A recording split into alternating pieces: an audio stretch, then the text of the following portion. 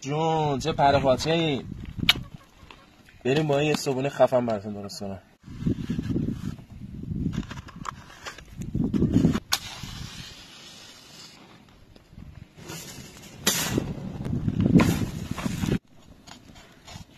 دایی بدن انسان مثل ماشین میمونه، بعضی وقتا روغن کاری نیاز داره. این همون کارو با بدنش کنه. بریم تو کارش. یازار خلالی کنید. سیرم هرچه بیشتر بهتر. نمک، زردچوبه، فلفل سیاه. آب پر میکنیم میره تا فردا صبح که قشنگ جا بیفته. ببین چه روغنی انداخته.